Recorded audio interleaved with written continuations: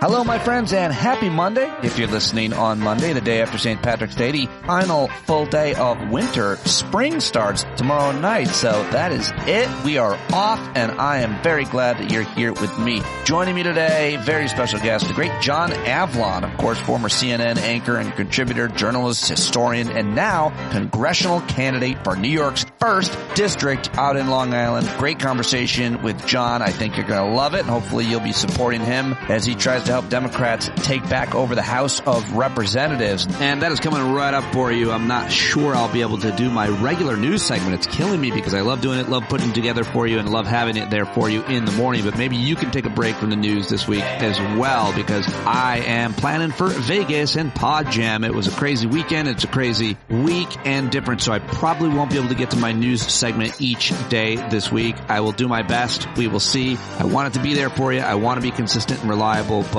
it just can't make it happen every day, and especially this week. But I do have some awesome guests booked, and I'm very excited to share those with you this week.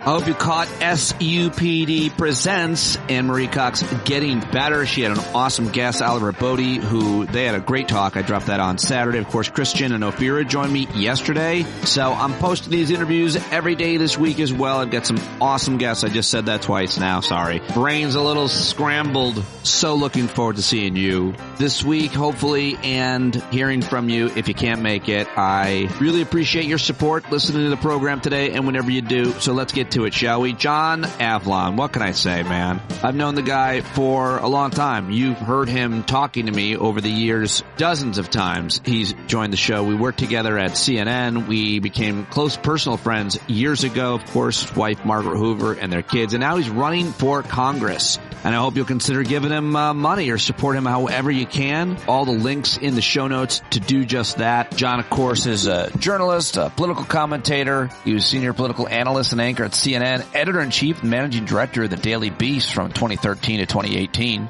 Before that, he was a columnist and associate director at the New York Sun, and he was the chief speechwriter for former mayor of New York City, Rudy Giuliani, before he absolutely lost his mind. John is the author of several books, including Wingnuts, How the Lunatic Fringe is Hijacking America. Most recently, in 2017, he published Washington's Farewell, the Founding Fathers' Warning to Future Generations. I should say that's not his most recent book. He then wrote one on Lincoln, and the Fight for Peace, which I talked with him about here on the program. So without further ado, now a Democratic congressional candidate for New York's 1st District. Ladies and gentlemen, here he is, John Avlon, finally. For the first time since he announced that he is running for Congress. Thank you very much. It's great. Everybody's been asking, where are you? Here you are. Here I am. I know. I've heard from some of your loyal fans and listeners, but man, it's so good to talk to you. I know this is quite the shift given how long we've known each other and been friends, but it feels great. We had a phenomenal launch of the campaign.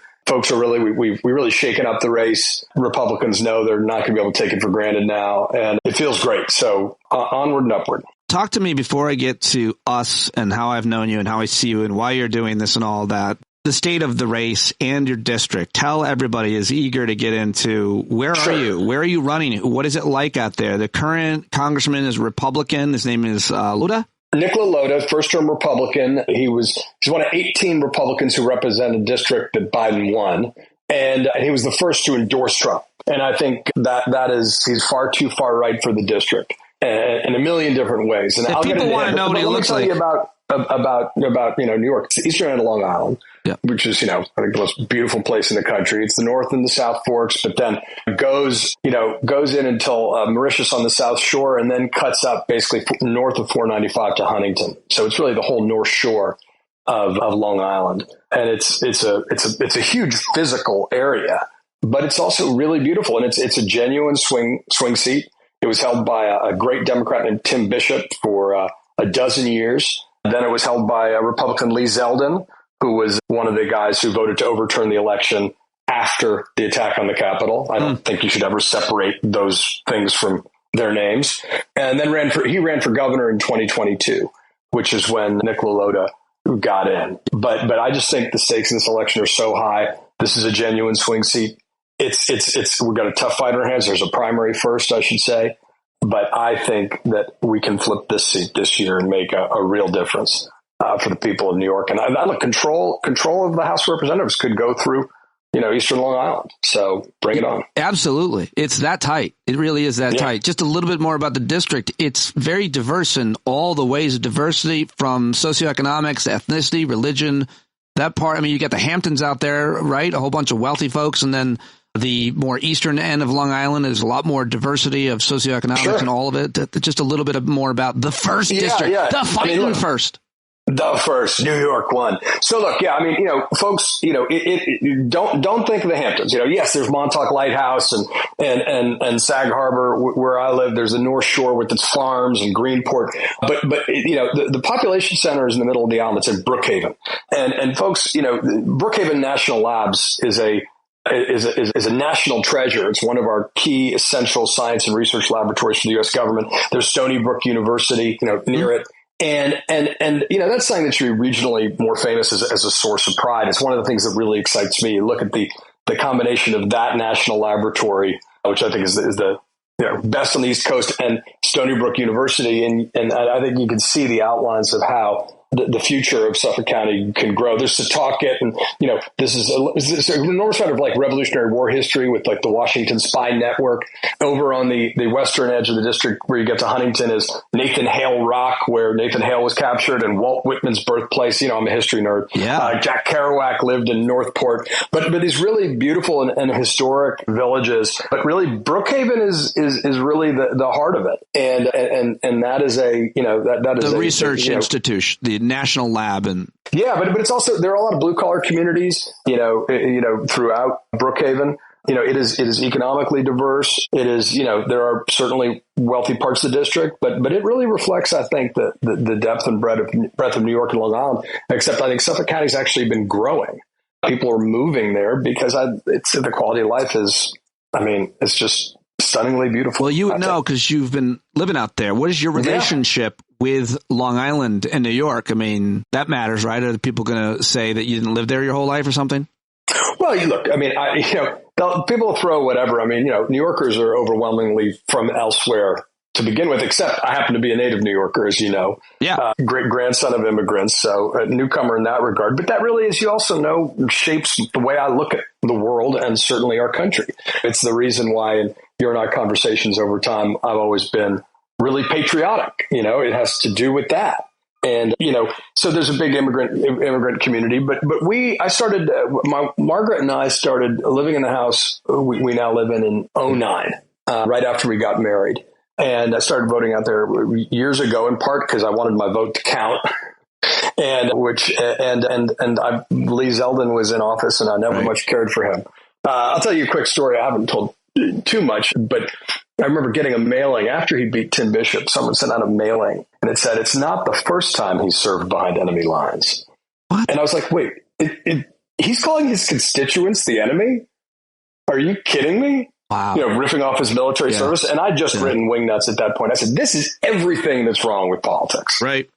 And it really, really fired me up. And I've written all my books out there at our house and John Germain Library. And it's the place I'm happiest, the place I love the most. So I'm honored to fight to improve its representation from a guy who doesn't even live in the district.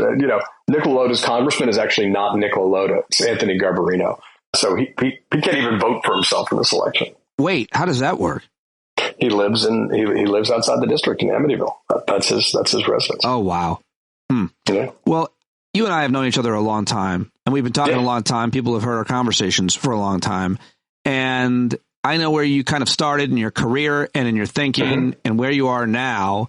And I have certain assumptions as to what that is. You've been obviously really open with your thoughts, opinions on CNN, your reality checks, your journalism, your books to a certain extent, obviously. But what do you think has changed? I feel like the Overton window, the national conversation has changed. You've always been fashioned yourself for a long time as an independent and a centrist. Certainly you're a journalist and didn't talk specifically about your politics, but we had all kinds of conversations and discussions and arguments. But where did you start with your politics, and how are you there now running as a Democrat? The big word on your name is Democrat, John. Well, look, I'm honored to do it because the reality is we've got one functioning big tent political party in America left. It's the Democratic Party. You know, I did a reality check about this a few years ago, but here's the cold truth. Bipartisanship has become a partisan virtue. It's only acted upon by the Democratic Party.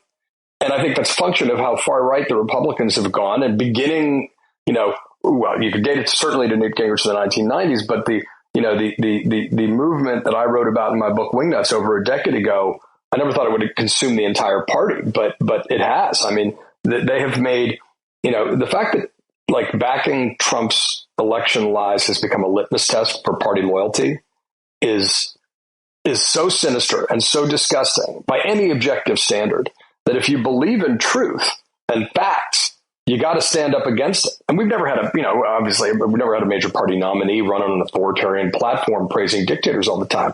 But this isn't normal. And so part of my core argument is we need to build the broadest possible coalition to defeat Donald Trump, defend our democracy, and win back the House from his MAGA minions, because they are not trying to solve problems anymore. Right? This is one of the things that really pissed me off just the other day. I mean, you know, Democrats, you know, we want comprehensive immigration reform. Everybody gets the joke. That's how you solve this problem. You know, bring the dreamers out of the shadows, pathway for citizenship, H-1A visas for agriculture workers, and then you make sure the laws are being enforced, which, you know, and effectively enforced. But in exchange for Ukraine funding, Israel, Taiwan, you know, Republicans said, no, we want a border standalone bill. Democrats were like, okay, fine, we'll work with you on it. So Chuck Schumer and Murphy worked with Senator James Lankford from Oklahoma, very conservative guy, and came up with a bill. The Wall Street Journal said it's like, yeah, this is about the toughest border enforcement bill you're going to get. It's endorsed by the Border Patrol. And then Donald Trump turned around and he's like, we can't. Republicans shouldn't support this bill because he didn't want a bipartisan bill to succeed. He didn't want Biden to quote unquote get credit, and he didn't want to fix the problem. Right. And then Nick LaLota obligingly, you know, his little sort of Trump flunky, puts out a tweet mocking Lankford for doing the bill. And I'm sorry, if you're going to fearmonger and fundraise off a problem and then refuse to fix it, you know, that's firing a fence. You're part of the problem, not part of the solution. Right. That's a core part of the differences, I think, in the parties is, you know, Trump and his Republicans believe that bipartisanship is the problem, not the solution. So, look, my politics personally, I began, you know, I think we talked about this, you know, volunteering on Bill Clinton's campaigns. I was really inspired by that third way approach to politics when he and Blair were both coming up. Made a lot of sense to me. Tony Blair and UK. Tony Blair, yeah. And they were certainly electorally successful in ways that I think we've forgotten but shouldn't forget. Remember, in New York, in America, rather, I mean, you know, the Democratic Party had lost 3 consecutive elections with more than 40 states before Bill Clinton. Like, that's a big deal that he turned that around. And Tony Blair, I mean, no Labor prime minister has won 3 elections. None. So, you know, but I'd always been, you know, sort of centrist and independent. I think the times just call for something different right now. Defending democracy, if everybody does what they can, but they should get in the arena and do everything they can. And I looked and I said, you know what? I've been talking about defending democracy, standing up against hyperpartisanship and polarization. That's the core of who I am and what I believe. Now's the time we got to step up and do more than just talk about it, because I think the whole thing is on the line. I love it. I love it. I love that you're running. I think it's great. I think so much of running for Congress and being a congressman is what I understand better than anything, which is communication. And you've always been a very, very effective communicator in everything that you've done, and have gotten only better and better at it through television, obviously. I mean, you were the editor-in-chief of the Daily Beast, of course. That's one way to communicate. But then on television and radio and everything else. And I think it's so important that people who are working in government at any level know how to communicate effectively. And so, you know, you're obviously really good at that, but also principled and, you know, based on a lot of different values that you've always held. One thing I don't understand, and I mean, I know you are, I'm sure, outraged by this, but the idea is that you just said for border funding or immigration legislation, Republicans said, you know, we have to get Ukraine, rather support for Ukraine, we'd have to pass border funding. What a crazy 2 issues to put up against each other, especially for Republicans. You want to fight the Russians? Secure our border. The idea that people can't wrap their head around, and tell us maybe a little bit about history, how this is done, that America has all kinds of different issues and threats, the borders, and international borders, and so much more. It's a crazy thing to have it be those two issues that we're on different sides of, as that we can't do both. Long way of getting to that. Exactly. And that was like the wisdom of the Biden administration when they put forward them together was a balanced plan, right? And it's something that should and does have broad bipartisan support. One of the things that should make folks furious is that, you know, the House Republicans, the Speaker of the House, Mike Johnson, who got to remember also, if you're voting for any Republican for Congress, you're really voting for Mike Johnson for Speaker. Yes. Right. Great point. That's the deal. And I've done my work on this guy. He is as outside. He is as extreme and far right and outside the mainstream as anyone we've ever seen. Actually, more so in terms of his personal beliefs. But if you vote Republican, you're voting for a national abortion ban. That's a priority for them, right? So this sort of like, well, on the one hand, on the other, doesn't fit these times. I'm sorry. The issues around LGBT people, they're terrified that the gains that have been made. Your wife, of course, Margaret Hoover, had worked on these issues as a Republican for years. I know you care passionately about them too, but these Christian nationalist types like Mike Johnson and others who are leading the Republican Party have very outside the history of this country, much less what we think about how religion should play a role in our government legislation, et cetera. Yeah. I mean, look, go back to founders. I've written a book about George Washington. Look at Madison, look at Jefferson. The whole, one of the core ideas of liberal democracy is that you preserve religious freedom by keeping it separate from government. Okay. I don't know why this is so hard for people to understand. And it hasn't been historically, right? There are a lot of things that become politicized and polarized that historically weren't, and we were better off when they weren't. I mean, and we've talked about this in the past. One of the things that's, pissed me off and frustrated me for a long time is the Republican Party tries to claim, the American flag and the Bible for themselves. Like, no, I'm sorry. That's not, no. No one gets to claim, that's dangerous in a deep way. And Christian nationalism is the illogical conclusion of that. And I wrote about it in Wingnuts. But at the time, Christian nationalism was almost a museum piece associated with the militia movements that culminated with the, destruction of the Federal building in Oklahoma City. Right. And now it's practically a tenet of Mike Johnson and other folks. So, watch out. This is part of my frustration. My final column at CNN, which wasn't about why I was running, because I was trying to keep it quiet, is separate. Because I got a lot of respect for my friends and former colleagues at CNN. It's all about how there's this palpable exhaustion where people are turning off and turning away from the news and politics and civics at exactly the wrong time. Yeah. And I think it's partly by design. I think this is all part of Steve Bannon's flood the zone with shit thing, where he just wants to make, if you're no normal piece of person would ever run for office or get involved or talk about politics or watch the news, because it's just so exhausting. All the crazies are dominating, so demoralizing, which of course has the net effect of ceding that ground to people who don't mind wading through that kind of muck, right? And that's part of the reason to do it. Run for school board, run for a local office, stand up. We got to lean in right now, because otherwise we'll sleepwalk, as Liz Cheney says, into dictatorship. And in contrast, now's the time we need to be wide awake in America. And, that's why I'm doing what I'm doing. It's we don't make it easy to run for office in the country, but I think there's certain times where I know that I wanted to know I did everything I could at this time in our history. And I personally didn't feel like, offering opinions on cable news panels, as fun as that is, was making enough of a difference. Well, you always made a big difference in your career as a journalist and as a historian, of course. But I'm excited for this new John Avlon, Congressman John Avlon. How is it suiting you? You're knocking on doors and making phone calls. You got to raise about, I don't know what you need for the primary, but I used to hear this number for any House run, like $10 million. And I can imagine there's a lot of money out there that you got to, and that's a whole nother conversation. The fact that about how campaigns have to be financed or are financed these days, unless you're putting it all up yourself, and you didn't tell me. No, sadly, no. That is. You have an old baseball signed by a lot of the 500 hitter, and that's funding your whole campaign. It's basically a bond. I will talk music or baseball with you or anyone at any time, but no. My primary opponent has the ability to self-fund to an extraordinary extent. Wow. And I got a lot of respect for anyone who gets in the arena, but she was the nominee in 2020 and spent a lot of money and lost by double digits. And so I think, there's a limit to what money can do.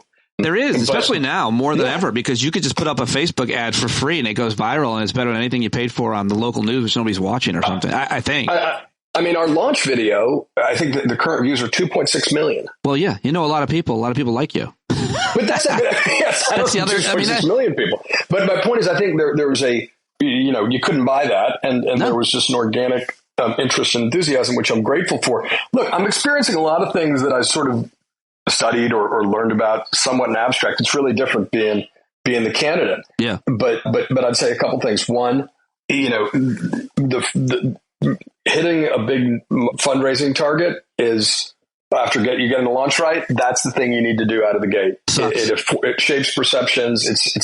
So everyone who can donate, please do at johnavlon.com. But like every little bit helps. And I'm deeply touched by the people who are showing up for me on that front.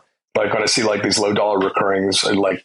But just to be clear, so sometimes people don't understand, whether you give $1 or $5, it counts as legally as like a first time original donor, repeated donor. Like there's the ways to track these things, and it matters for you to have people donating for the first time.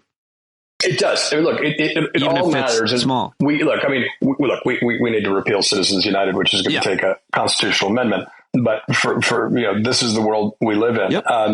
And then, redistricting itself, because we didn't have final lines in New York until like 10 days ago. I'll put a link to donate to John's campaign in the show notes for this, but is it easy to say too, in case anybody forgets? Go to johnavlon.com or ActBlue. There's an ActBlue link on a red button that says donate if you go to johnavlon.com. That's it. So you're meeting the people. Man. You're meeting the people. Yeah. That's the other thing. It's like mass petitioning. So you're going around the clipboard, getting signatures, knocking on doors of registered Democrats in the district, and like I really want to lean into there's the other thing nobody tells you is your day is spent like a large part on the phone, which is why I like getting in the field and just meeting folks and talking to folks. And you can do that at Democratic committee meetings. I was in Brookhaven Democratic Committee the other night, Huntington, the night of the campaign launch. And I was so struck by the fact that they began that meeting with a moment of silence for Alexei Navalny. I was so inspired by that in terms of like people getting it. Because this is one thing President Biden's been rock solid on. One, the bipartisan legislative legacy is extraordinary.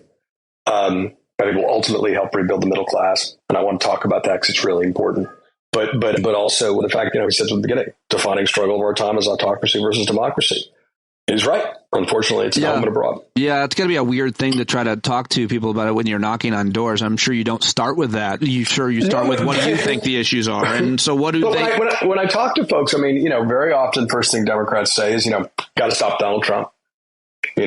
Dangerous to democracy. But I was on Morning Joe the other day, and I told this story about a woman named Beverly because it was really interesting. Tonight's we're going to see the State of the Union, but she said, "Look, you just caught me. I was at kitchen counter cutting coupons, getting ready to go to the grocery store, and everything's so much more expensive than it used to be. And I see inflation's going down, but I'm not seeing it in the prices. I wonder if the big corporations are kind of gaming this, right? This is sometimes called greedflation, or price gouging." But, I think people are getting hip to the fact that might be like, in the wake of COVID, and global supply chain shutdown, you're going to have inflation. And we've gotten numb to the dangers and frustrations of inflation. But now there's a different element that I think, people are getting hip to. Number one thing I hear is about affordability. There's obviously, climate change mitigation is huge in a coastal community like ours. Transportation is an infrastructure need investment.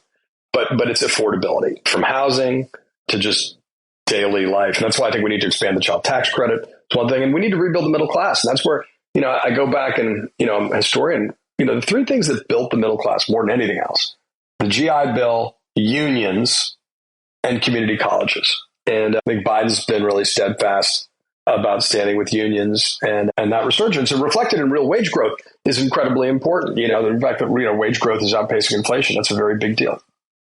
What do sometimes people in these districts, I'm in a New York district in Rockland County where Mike Lawler is the candidate. One of the reasons he won was because the crime issue, which was crazy to me because it's one of the safest places in the country to live, which is one of the reasons why we moved here.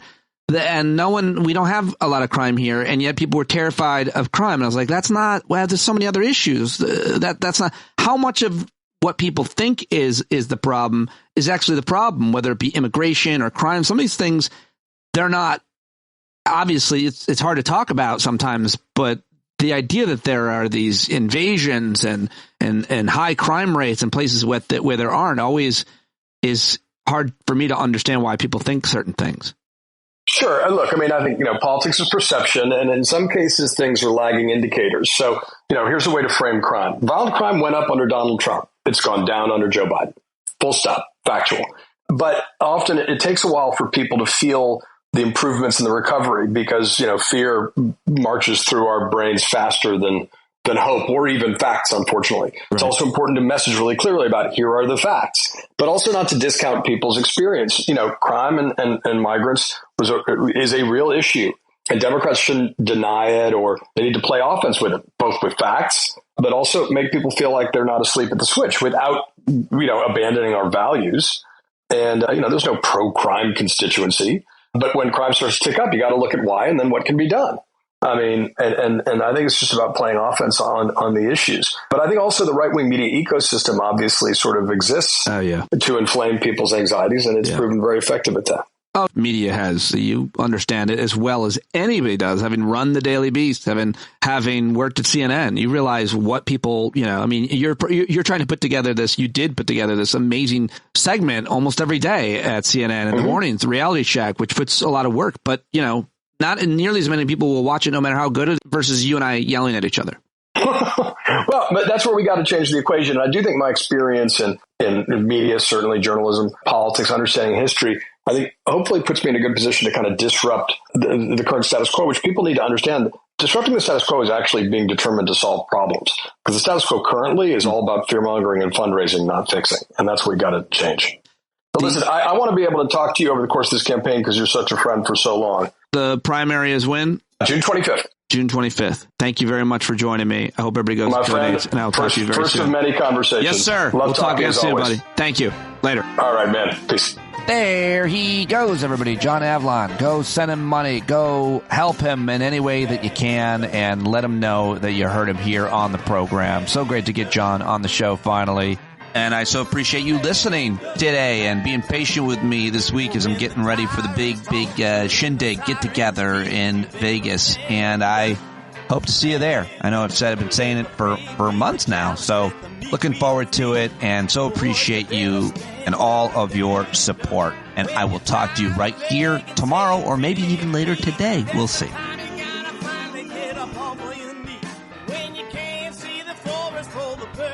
Trees, you got to stand up. Hey, you've been sitting so long, you got the creaky knees, you got to stand up. Stand up. I think you're driving wheels with leaking grease. Boy, you better stand up. Stand up. Well, there's a whole lot more of us who know us right. They'll keep right on ignoring us if we keep sitting tight. You got to open up the window to let in some light. You got to stand up. That's right. You got to rise up. You got to stand up. You got to stare the devil straight in the eye. You got to let him know it's his turn to go. See it clear when all you hear is a lie. So get up off of your butt, get down off of your fence. Even if it ain't a very friendly audience, well, they'll begin to listen when you start making sense, and you stand up. Stand up. No need to point your rifle to defend your town. Just stand up. Stand up. You know they can't deny you what you're laying down. Boy, you better stand up. Stand up. Show your face of every color, yellow, black, red, and brown. This is the place where every lost child will finally be found. There's only one thing to do before we stand our ground, and that's stand up. Stand up. Well, the founding fathers saw a land for all. They had to stand up. They had to stand up. They had a keen imagination for a crystal ball, drawing all the plans of stand up. But all they had to go on was the time they were in, with other causes for laws, and since they weren't change was gonna come before the change could begin. They had to stand up. All right, they had to stand up. We got to stand up. We got to look the devil square in the eye. We gotta let him know it's his time to go and make it clear when all we hear is a lie. Why you lying awake wondering where the money all went? It'll be the cost of freedom that'll go unspent. You can see him flee the scene of that experiment if you stand up. All right, we got to speak up. We got to reach up and raise your voice in every way you know how. Don't be toes up. You got to show up. Ain't no better time to do it but now. No need to pledge allegiance to no wanton tribe. Rise up, show obedience to the voice inside, and listen well and it'll tell you not to run and hide. It says stand up.